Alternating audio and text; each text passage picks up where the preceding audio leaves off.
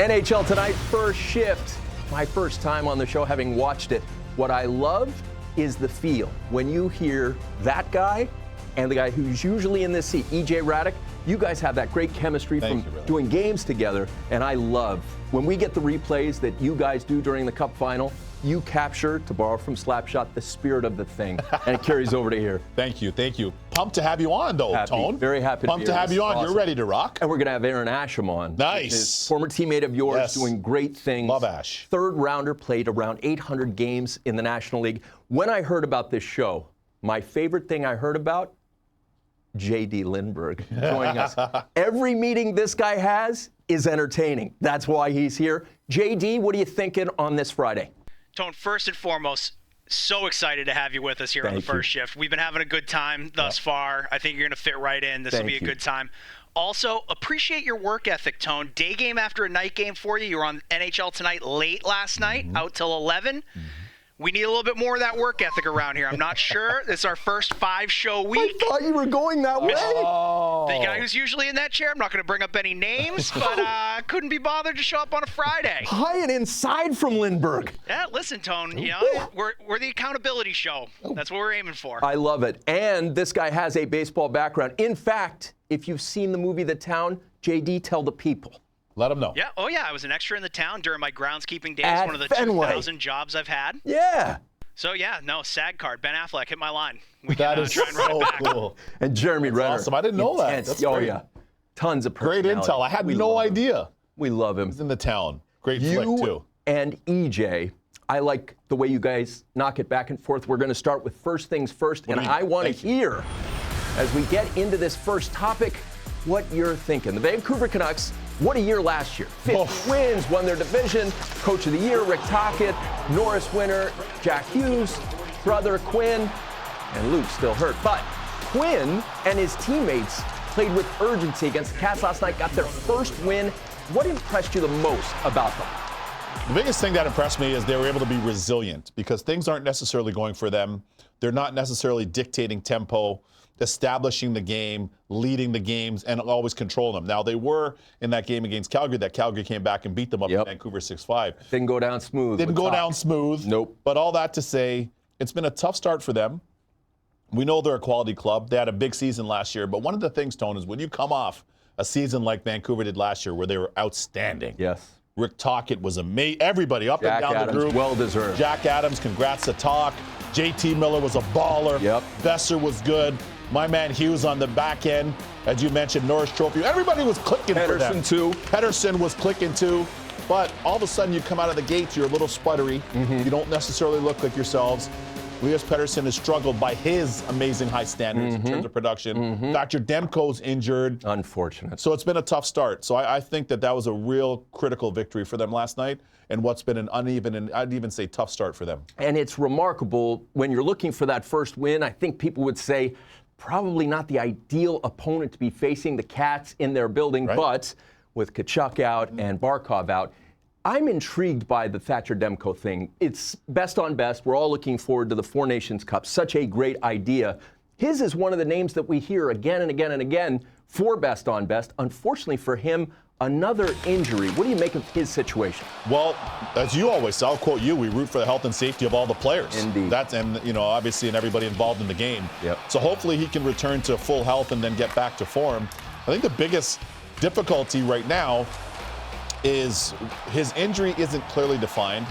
The nature of it isn't necessarily clearly defined, and neither is the duration of time that he'll be expected to miss and or return. So there's no definitive timeline, nor characterization of the injury. So that's tough, and as a player, and certainly as a goalie, then it kind of falls on you for when you're going to be back, when can you be back, and then some of the questions start looming. So I hope he gets right. I hope he gets healthy. It's the most important thing. But right now, with all of those unknowns, it provides an opportunity for the youngster Shilovs, who was brilliant for them last year in the postseason, right? Artie was great. It was an Artie party in Van last year in the playoffs. And also for Kevin Lankinen, who was really good at Nashville, by the way. Excellent. And he played very well last night. He did. Against the Panthers. So as a result of that lingering injury to Thatcher Demko, it opens a door for opportunity for these guys right here. Opportunity indeed. I want to follow up on this because when I think of the Canucks' best identity, I think of Demko back there. But to your point, we don't have an established timeline. It's easy to say tread water until he comes back. We don't know how long it's going to be before he comes back. And for these two guys, to your point, it's an opportunity. How does the team manage this, navigate this? Great question. I think the biggest thing for the team is we can't be looking at the door every day and be looking to see when Thatcher's in, when he's out, if he skated, if he didn't.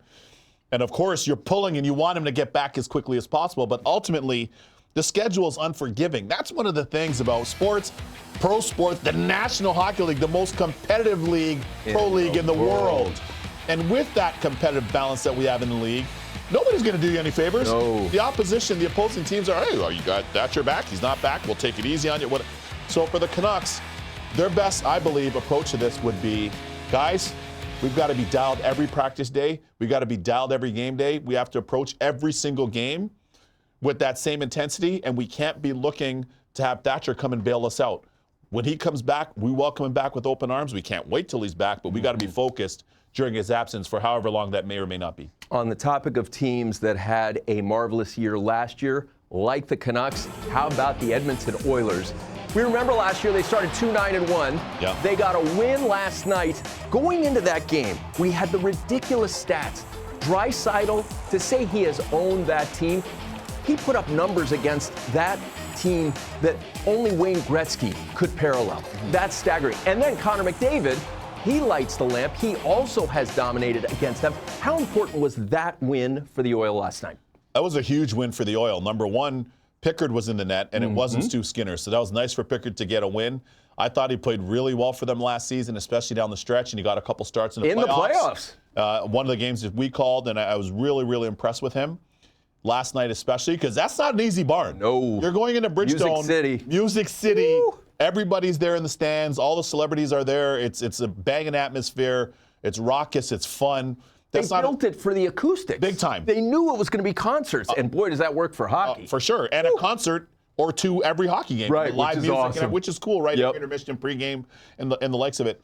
All that to say, it was good that it was a scratch and claw game. It wasn't an open, wide open, easy flow East-West game. It was a scratch and claw type game. It was a physical game. And for the Oilers, a much needed win. And for the Predators, an unneeded loss, if you will. But a big, big win for the Oil on the road. You talked about physical. I think about Darnell Nurse. Yeah. That's a tough customer, and there was a real intent. There it is. That's a big tilt. Those are two big men. Big men. Those are two big men. Heavy hitters. McCarron and Nurse. Center ice, too, old school. Right. Our boy Dano would love this, right? Oh, Dano would be foaming up. I know it's changed. Dano would be foaming at the mouth right now for that. But some blows exchanged, a big tilt, fired up both teams. And how about this play? Yep. How about that play? Frowned upon. Yep, and Stetcher now has to step in against Couturier. So for the Oil, maybe venting some of that frustration with some of these tilts and channeling it in the right way. Scotty Perry gets involved with Farabee, the youngster. They go at it at center ice. So sometimes, especially in the absence due to injury of Evander Kane. Right. Noah Evander Kane in the lineup is a really big X factor for Edmonton because he brings a different dimension to their forward group that they don't necessarily have. So nice to see them getting sandy and scrappy. And maybe some of those tilts help kind of catapult them the last few games. Our friend Mike Rupp, who we love, Gentle Giant, he's made points at certain times during our run here that have really stuck with me. You talked about Evander Kane. He said he thinks the Cup final might have come out differently if Kane was healthy for Edmonton. Your thoughts? I couldn't agree more. Remember last year you mentioned Edmonton 2-9-1, right? Last place in the league. They got off to a really tough start. And I remember talking to Evander Kane then, and he said to me, he's the only person that said, we're going to make the playoffs once our big boys get going and play the way they need to. And I know I'm going to play my game.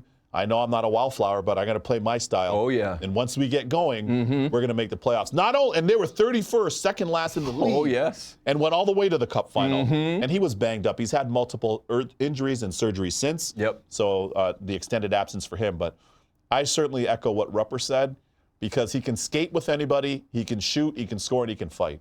And all those, when you're going up against an adversary like the Panthers, that are that physical, scrappy, and skilled, you need somebody like that in your group. So I felt he was sorely missed, and he was limited to what he could bring due to his injuries, for sure. The opposition, the Nashville Predators, I love cannonballs. Remember in Anchorman? Cannonball!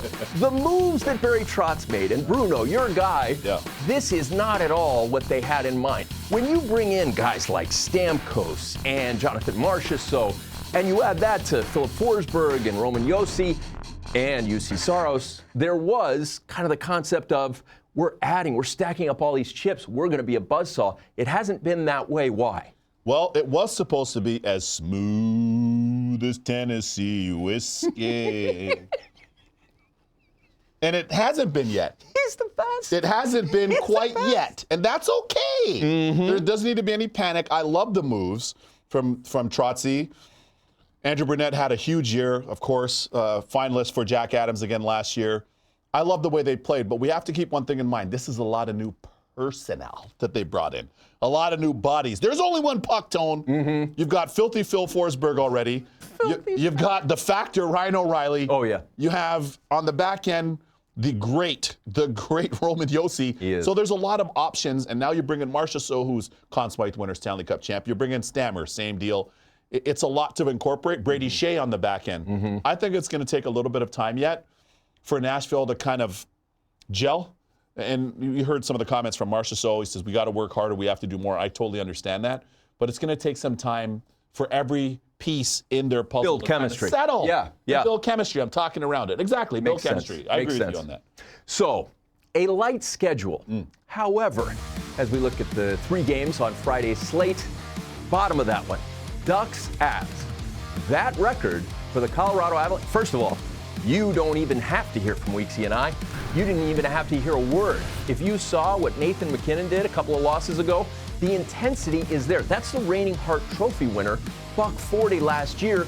We look at this, and the number that jumps off at me, off that screen, Weeksy, is 25 goals allowed. There's Nate, dissatisfied with his team, with that game, with the loss. Nobody's ever said, play harder, Nate. He always brings it. However, I look at what's happened in net, giving up 6 and 6 and 6 and then 5. That's alarming from a fan's perspective. From a player's perspective, you guys are always focused on process, and Jared Bednar has a low pulse. That dude's cool. 48 points to winning the Cup in 2022, and a great gentleman, too. Yeah, he is. What do you make of their current situation? Is there concern, panic, doom? Where are you? Concerned. Okay. And the reason why I'm concerned, and I'm not panicked, but I'm concerned, this is a Stanley Cup winning team. Now, they're not the same roster that won the Stanley Cup against Tampa a few years back. Let's make no mistake about it. But, and yes, they are facing the uncertain status of Valeri Nichushkin, who's a game changer for them. Gabriel Landeskog, the cap. Boy, do they miss him. Arturi Lehkonen, they miss him huge. Devontae's huge, could be a one defenseman on most teams. Jonathan Drouin, who was great for them last year, had a career high in points. Good fit. And good really good fit, absolutely. But then Miles Wood now, game time decision. So, yeah, there are injuries, but I'll tell you what's kind of inexcusable is, number one, they've been loose defensively, right? And that coincides with the 54% penalty kill I think we showed there. It's unbelievable. Which is unsightly. So not a lot of help defensively for Georgiev, but also Georgiev hasn't looked like himself. And I've seen him play up close upwards of 15, 20 times at Madison Square Garden when he was with the Rangers.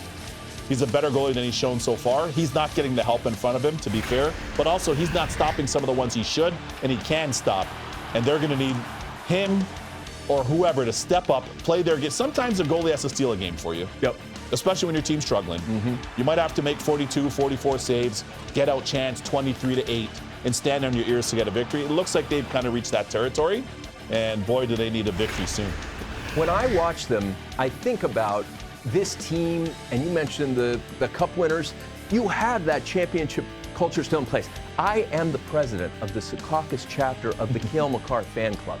That guy, I admire not just his play, but his character. I got to interview him at All-Star Weekend. He's as cool behind the scenes as you'd hope he would be.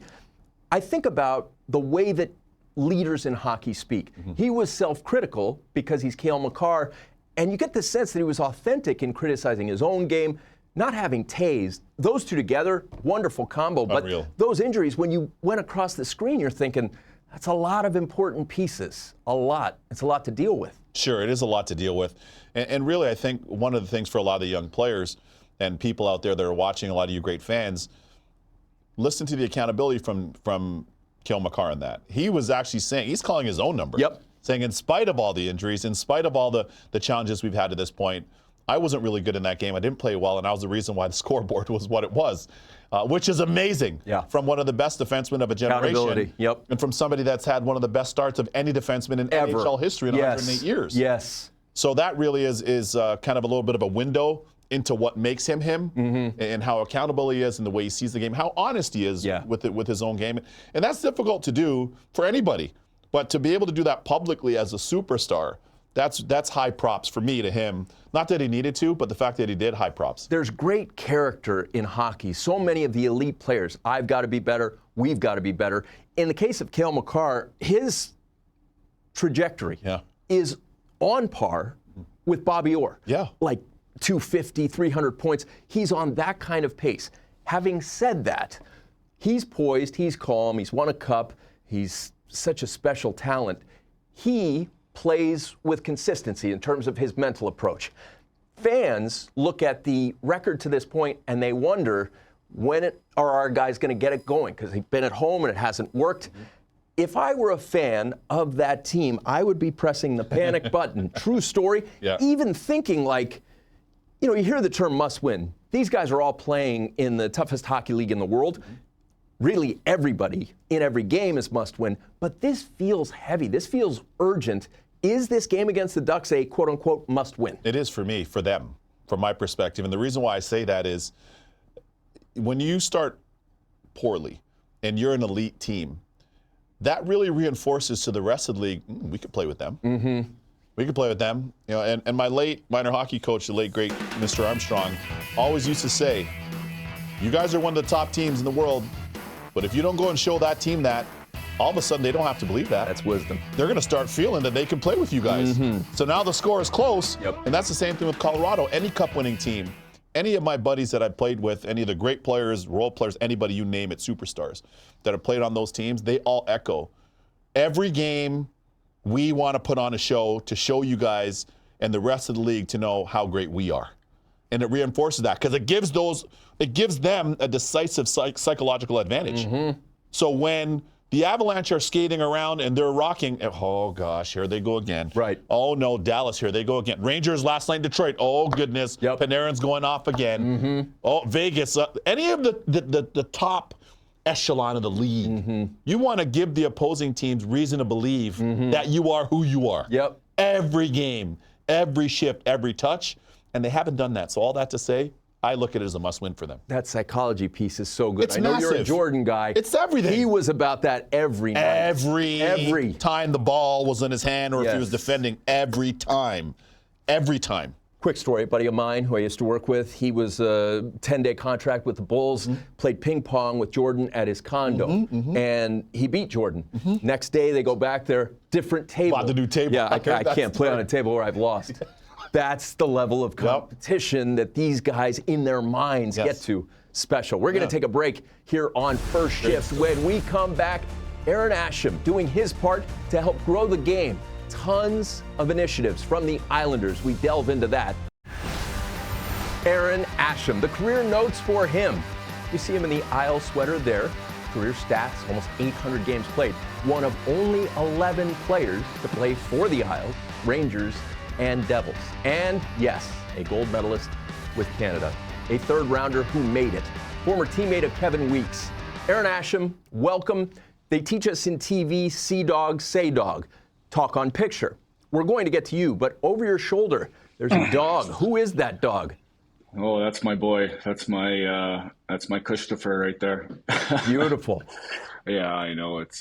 I had an empty wall, so I was thinking, I need something up there. So what's better than, my best buddy? So, tell us a little bit more about that buddy of yours, if you will. What's the breed? What are the characteristics? What's he like?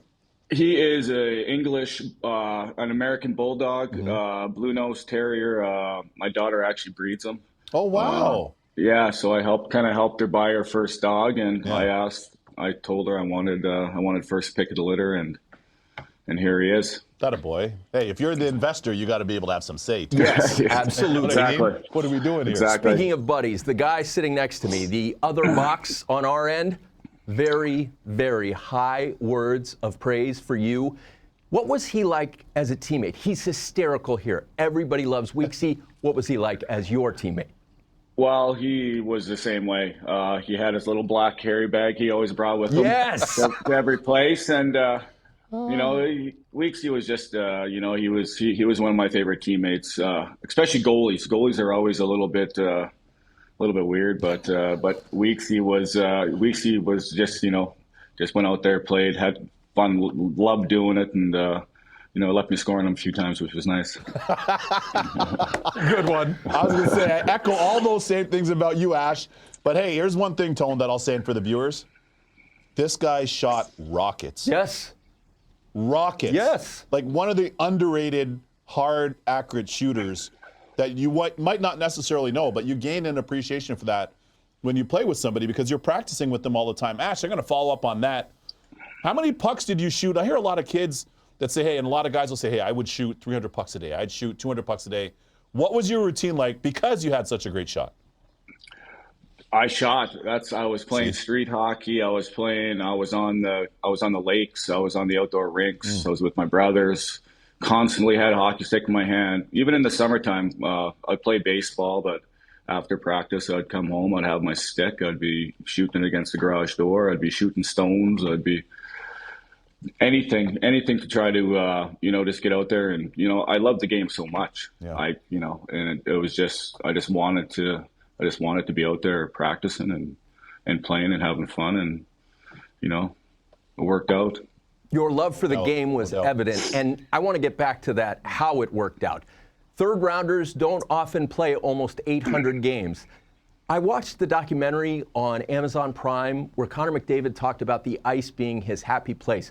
It never felt like he was putting in work, he just loved it. Sounds like you're cut from that same cloth. How much did that help you as an NHLer? Oh, it helped immensely. Like growing up in the wintertime, that's all we did was every day, all day, on the weekends. If I wasn't playing, with my regular team, I was playing road hockey with my teammates. We were on the outdoor rinks, so it was just constant ice time during the winter, and it was just a lot of great memories, a lot of fights with my teammates, a lot of stick throwing, but it was just something that that I still cherish to this day. Ash, listen, you're one of the proud Indigenous guys that have been in this league that have had such a big mark on the league. We've got Chief Craig Berube, who won a Stanley Cup, who's from Calahoo, Alberta. Obviously, then you have Brandon Montour, who just won the Cup, which is massive for the game. But from your perspective, having done it yourself, tell us a little bit more about how much that means to the community to see one of your own having this much success on the national and the global stage. Good one, Weeksy. Well, we're very proud people, and anyone that makes it if it's hockey, if it's curling, if anything, the communities are behind them 1,000%. And it's just it was an honor playing for all those years representing the Métis and the Indigenous people, and I just try to continue doing what I can. We do a lot of hockey schools with John Chabot and First Assist, and we're constantly traveling and being a part of the community, going to schools, talking to kids, and it's just something I enjoy, and it's always nice strapping the blades on and getting to play with a lot of legends like Brian Trottier and Reggie Leach and John Chabot. So it's definitely an honor. That's a big deal. Growing the game, as we often hear. I was thrilled. J.D. Lindbergh is our producer. He does an amazing job. He forwarded me the email from the New York Islanders. The commitment to youth hockey is really big, and specifically girls hockey. I remember growing up, Cami Granato, one of the greatest women players ever, a national treasure. When she grew up, she was playing against boys. Now, girls can grow up and develop into tremendous players. We think about the U.S. stars and the Canadian stars. This hockey initiative, look at that top line. More than 1,100 female athletes. And these programs, as you see up there, it is a big-time commitment. What was your reaction when you saw all this? Well, it's, what the Islanders are doing is just incredible. I do actually help out a lot with with the girls and with Jocelyn, who puts these amazing programs together. We have a former women's D1 coach in Alex Mode, who's constantly involved, and it's just we're just trying to get as many kids as we can out there, loving the game that we all love, and giving them the opportunity to get out there and just to love the game. Ash, let's talk a little bit more about the game here in Metro New York. We all live here. This is home. But there's a big opportunity to continue growing it. And we had the good fortune of playing for all three teams, yourself and I included. But maybe a little bit more emphasis on part of the growth of the game. You're there at the grassroots level. We have other former female, as you mentioned, NCAA players, national team players, former NHLers and pros, former junior players that you see on the circuit. Maybe you could take the fans inside just how much growth you're seeing right now. Well, it's just constant. This weekend, the Islanders are doing a jamboree, and I believe we have over 240 kids or girls signed up for it. And it's just constantly, every year, it's just grown and grown. And, there's guys like myself, Adam Graves is involved. I think Bruce Driver's involved with the Flyers, trying to get as much exposure for these girls as we can and trying to get them as much ice time, trying to pass on what we learned from our minor league coaches and our NHL coaches. And, we're just making sure they have fun and trying to grow it as much as we can. One of the things I'm proudest of here at NHL Network is how big we make the broadcasts for sled hockey, for men's hockey, world championships, world juniors, and women's hockey. The Challenge Series between the U.S. and Canada. These are amazing players. PWHL, obviously. One thing that I really appreciate is the saying, if you see it, you can be it. So now, today's players grow up seeing Sarah Nurse or Marie-Philippe Poulin, who always comes through in the clutch. Hall of Famers that we've seen, some of the greatest to ever play the game. I mention the Canadians because I'm always waving the American flag, but I appreciate the passion for the sport in Canada. You're seeing it in the States. It's grown. It's been a meteoric rise, really, for the game and for women's hockey specifically. Why has that happened? Well, I just think, more exposure. I think that the Canada-U.S. rivalry series are huge. The NHL is really pushing it.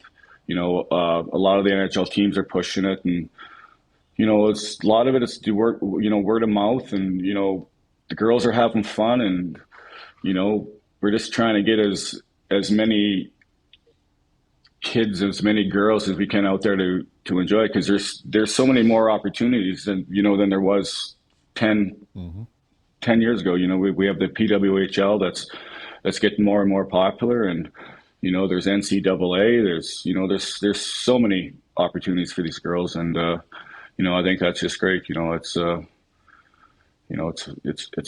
definitely about time that we're stepping up for them and giving them these opportunities. I love that, Ash. Just a quick follow-up on that. Pardon me. What's the one unique characteristic about coaching girls hockey? They listen.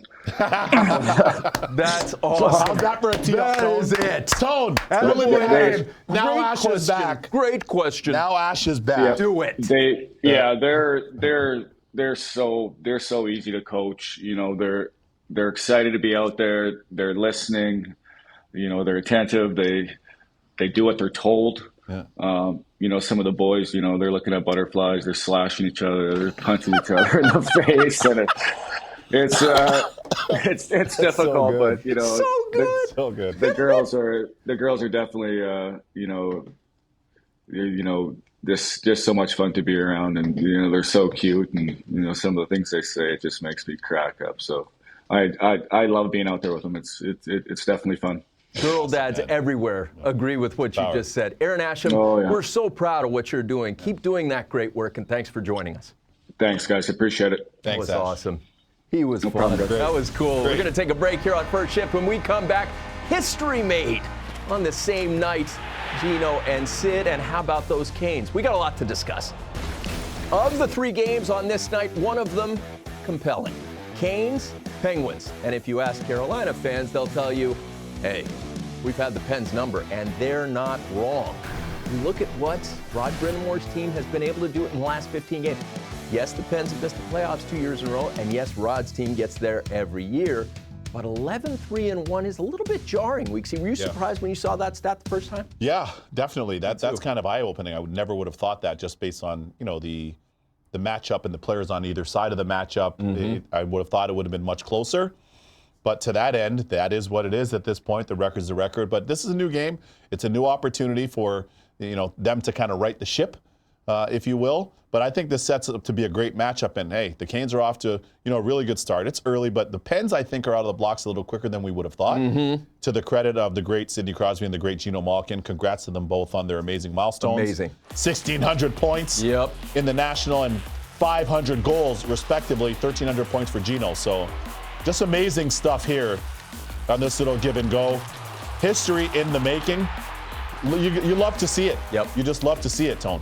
It's tough to appreciate as they're playing just how unique and special they've been because they've been doing it for so long. And on the seat of his pants, ironically enough, we love these kind of facts here at NHL Network. When Sid got to 500 goals, there was only one assist. Geno. When Geno got his 500th, one assist. Sid. There's balance in the universe. Feng shui. And watch that. Sid feeding it, and Geno, these guys came there together, and they will always be mentioned in the same breath because Pens fans remember 09. They remember 16 and 17. These guys were there for these mountaintop moments, and they've had long careers, and that's not easy. Not easy. You think of, to your point about that longevity that they both had to this point. And even with Geno getting off to such a great start this season, he has. It's awesome to see, not only for the Pens and for them, but for the sport. And I'll say this too, when people, and for good, very, very good reason, talk about LeBron and his longevity and everything he's accomplished, I don't know why they're not mentioning Sidney Crosby. Or Geno. Point a night for Sid. Point a night. Every year. That's right. 19 straight NHL record, and he has the opportunity to make it 20 straight this year. You said before, he's a top 5 all-timer, please. Top 5 all-time. All-time top 5 player in the National Hockey League history. And Geno Malkin, one of the best players in NHL history as well. Uniquely different, but both of them have been able to be this productive for as long as they have, right from the outset.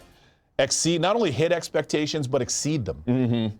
And to be 3-time Stanley Cup champs and to play internationally and do stuff internationally for their respective countries, Russia and Canada over the years. And just think of the toll that's taken in all the playoff rounds. And yet, so here they are. Still this productive. So hats off to both those guys. I had spent some time with Sidney Crosby at Player Media Tour in Vegas just before the season. And I'll tell you, our folks at ESPN said, you got to get there early in the morning. I'm like, why? What are we doing? Like, is anybody playing? Like, what? Why? Like, no, why early? We got to get there early in the morning. I'm like, okay. Like, well, Sid's going to be there at 7 in the morning. Oh, yeah. So the first player, player of the 35 players that I interviewed in 2 days was Sidney Crosby. Attaboy. 7 a.m. The parallel to LeBron always on it is brilliant because he was the chosen one before he ever made it to the league. With Sidney Crosby, the amount of pressure, the amount of burden, he's never said boo about it. He has been one of the faces of the league since 05-06. I think that's underappreciated, that there is that mantle, the responsibility. He's been so good for so long, and really, I can't remember a thing he's done where I'm like, I wish he hadn't done that. It's why he's my favorite hockey player, because on the ice and off the ice, and in the big moments. He doesn't miss. No. He doesn't miss. There's a reason he scored the golden goal in 2010. It's not an accident. Everything happens by purpose. And like you talk about, his work, the residue of it, he's such a hard worker. 7 a.m. And this is him going, he was born 8/7/87. He's getting up there in years, but he still has that same approach. And what's really cool about both those guys, and Sid maybe being a little bit more public facing, but what's really cool about them is you don't have to necessarily wind their watch. You don't have to tweak them. They're just wired for it. And, it's the hunger that those guys have over this long of a time, this long of a tenure, to perform at this level, to be healthy, to be super fit, to be super focused, and then go out and be this productive. It's mind-boggling. I'll tell you something, though, a little further on Sid as well, specifically, though, is you never have to tell them what time it is. So when you have military personnel or family that are at the games, he's talking to them. Mm-hmm. When you have your niece, your third cousin, you didn't even know is your cousin, but they told you they're in Pittsburgh and they showed up and whatever, he's got time for him. Mm-hmm. Whoever it is, he understands the assignment. And both these guys are great ambassadors for the game. I've heard it said Wayne Gretzky is great at being Wayne Gretzky. Yeah. Sidney Crosby is great at being Sidney Crosby. We're going to take a break here on First Shift. When we come back, how about those Bolts? Off to a perfect start. And the Flames. Let's dive into that right after a quick break. We are looking ahead to the weekend, and the Tampa Bay Lightning are too. 3-0 start. John Cooper, the longest tenured coach in the National Hockey League, has his team going. It was an interesting offseason. A lot of excitement about Jake Gensel getting there. He was one of the most sought after. And watching him play last night, Nikita Kucherov, if it's possible to do all the things he's done and still be underappreciated, I feel like he is. We saw at All-Star, he didn't always go hard, perhaps. Sure. But if you look at the totality, his work, his skill, he's the only winger to ever have 100 assists in a season. League's been around over 100 years. That's a big deal. I wish more people appreciated 86 more. Yeah, I couldn't agree more. He's an amazing player. At times it seems like he's playing golf on the ice. So relaxed. With the fluidity, and he's so relaxed, and the way he's able to manipulate his hands and really fool opposing defenders and goalies. He's such a unique talent, but he works exceptionally hard at his craft as well. And so far it looks like he has some nice chemistry with Gensel. But the Tampa Bay Lightning as a whole, they've been unreal so far. They've been very complete. They've been sharp for the most part. A +7 goal differential for them, which is really impressive. And I think perhaps one of the more underrated areas of their game is the fact that they've improved their defensive core. Mm-hmm. The D-core seems to be... Look who's back. Look who's back, and bring in Moser, who I think was a really good acquisition for them. Their bottom six seems to be solidified once again. So Tampa's off to a really good start. And most importantly, Tone, Vasilevsky's healthy and he looks like himself. That's great. We root for him. He's one of the special players I've ever seen in my life. We move on to the New York Rangers, who I give you all the credit in the world. Panarin goes there. First of all, when Panarin came to the NHL, lock in on me here, Sterno, this is big. Weeksy says he's a right-handed Patrick Kane. And I'm like, yeah, that's not possible. He wins the Calder. He was absolutely right, Weeksy. Then he goes to the Rangers, and Weeksy talks about this is a tough place to play. It's not for everybody. You pointed out just how well he's fit in, and we look at where he is. He's created all kinds of history. One of the elite Rangers to this point in his career, if you look at apples to apples, you knew this was coming. How? Apples to apples in the Big Apple. Yep. And of course, he did likewise in Chicago and did likewise in Columbus. I was fortunate to have really good scouting because one of my good buddies who spent a lot of time in coaching in the KHL, Dave Nemorowski, told me about him because he coached against him. And he said, hey, this guy's going to be special. Panarin, just look at the body of work. We did this game yesterday in studio. 3 goals, 4 points. Of the 3 goals in the hat trick, he scored them in different ways. Mm-hmm.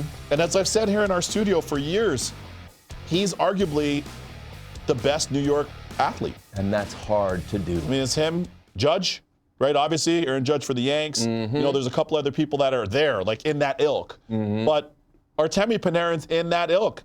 He's that great. He flourishes here in New York. He wanted the spotlight. He wanted the smoke. Mm-hmm. And he's over-delivered. Yes. And all the while, to your point, Tone, rewriting the history books for an Original Six franchise. Amazing. So I think a lot more credit should be given his way. Of course, a lot of it, I agree, will be judged based on the postseason. But Panarin and the Rangers are firing, and let's not forget Trocheck with 4 points in his own yesterday as well. He's been great too. Playoffs last year, he was big. When we see Rangers legends, I often want to tell the story, and I'll do it quickly. I got to meet Rod Gilbert. Went over to shake his hand. Yes. So much life, so much personality. A real thrill to meet him. So I walk up and I go to say, hi, I'm Tony. He goes, I know you. You are one enthusiastic son of a gun. That's totally him. I was like, that was awesome. Totally him. That's so good.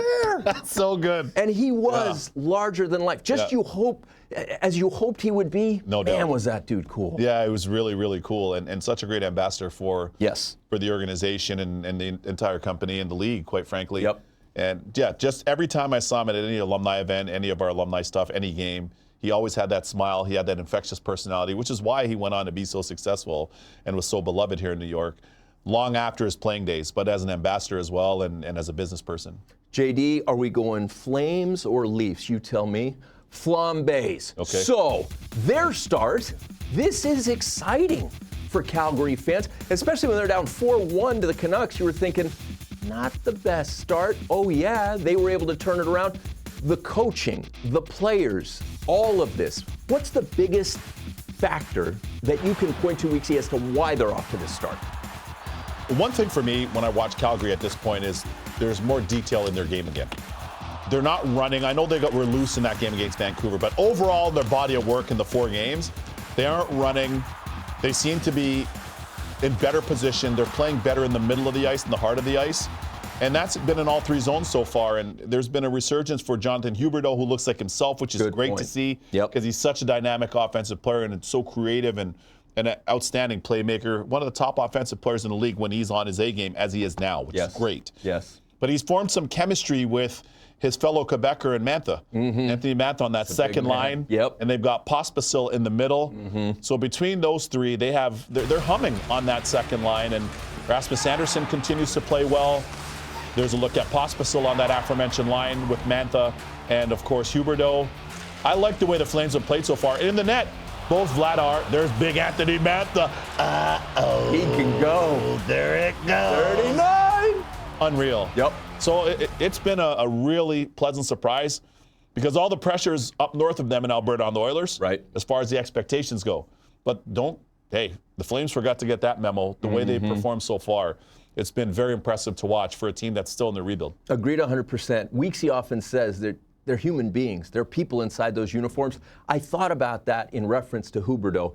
It was tough to go the other way with Tkachuk getting to Florida, and they go to back-to-back Cup Finals, and they win one.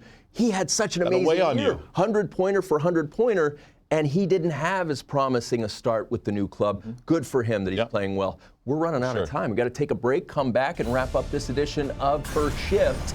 This is fun. It's so good. Boy, oh boy, it's a good day for me when I get to talk to Mike Modano. And he's joining us today. I just got to ask with a simple question, because I don't know a lot of people that have this going for them. What's it like to have a statue of yourself somewhere in this world? Can't lie, it's pretty neat. It's pretty cool. I felt like this was kind of the final celebration that we could have, but to have a statue, doing the jersey, the retirement, everything that we've done down there. I mean, it's just, the fans were a big part of it. To sell the game down there that we thought wouldn't exist, it wouldn't happen, be successful, to turn out the way it is. I mean, that really meant more than anything.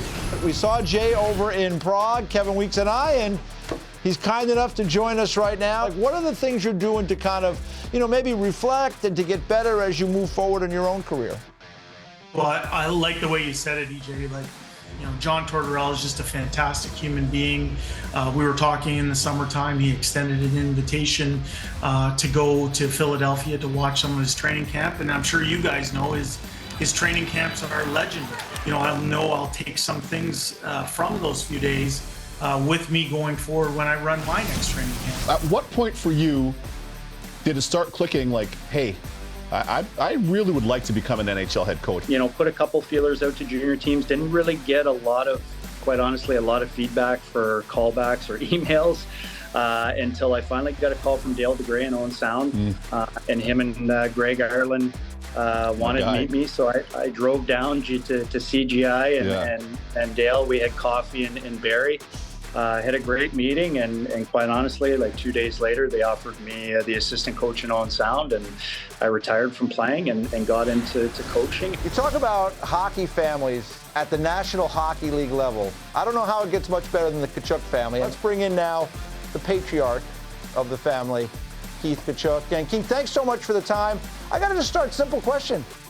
How was your summer? It was a little rough. It was, I will say, it was a dream come true. Anytime you could see your son, hoist the Stanley Cup, it was a phenomenal experience for our family, our friends, and I was just so happy for Matthew, how much hard work he's put in, him along with his teammates, and be able to celebrate with that is something I'll never forget. Goosebump stuff there. And here is where to find us. First Shift, live on NHL Network, Monday through Friday, 4 to 5 Eastern. Also available as an audio-only podcast on YouTube. Interviews, select segments, uploaded to multiple platforms. I want to tell you how cool it was to be on the ice after the Panthers had won the Cup. Jason Demers and I got to visit with Keith Tkachuk, and in that moment, he was a dad. Yeah. It had nothing to do with him being a U.S. Hockey Hall of Famer, one of the greatest American NHLers ever. He was a proud dad, and it gave me goosebumps. And Brady, what a family. Everybody was so happy for Matthew, and I was happy for Matthew too. What an effort. What an amazing story all around. And one thing that's really unique that I give them a lot of credit for is the fact there is no complacency in them and their sister Taryn. At all. Every one of them plays hungry. They play hard. They play like they need it. They play like they have to have it, even though circumstances may have dictated that they didn't. That's a true testament to them, because that's difficult to do. Yeah. To play with that level of desperation that they play with.